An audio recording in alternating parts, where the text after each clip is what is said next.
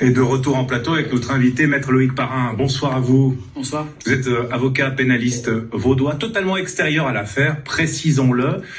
Qu'est-ce qu'on retient de ce film, au fond, avec votre regard d'avocat ? Peut-être avant l'avocat, le téléspectateur qui a regardé comme vous ce documentaire, un plaisir esthétique, le rythme, la musique, l'histoire est bien ficelée. Et donc moi, sur le plan personnel, j'ai apprécié de regarder ce documentaire. Maintenant, évidemment, qu'en le regardant avec l'œil de l'avocat, on se pose toute une série de questions sur différents thèmes, l'entraide internationale, l'administration des preuves, le respect de la présomption d'innocence. Donc c'est aussi sur le plan juridique très riche comme enseignement.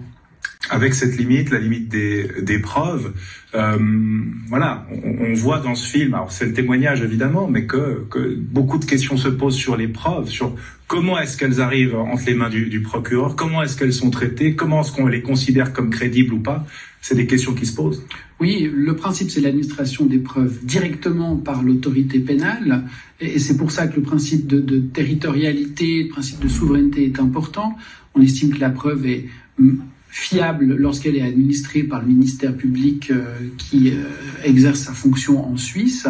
Mais il est vrai, et cette affaire le montre, que le ministère public, ici le ministère public genevois, peut être appelé à apprécier le résultat de l'administration de preuves qui est faite à l'étranger dans des conditions parfois qu'on ignore complètement.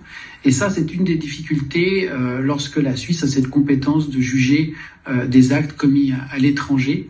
Et on le voit dans ce dossier par le biais du documentaire, des médias, mais aussi des décisions de justice qui ont été rendues à différents échelons, cantonal, national et maintenant devant la Cour européenne des droits de l'homme, que les appréciations divergent quant à ces moyens de preuve, ou en tout cas à un certain niveau. C'est une des questions qui est traitée.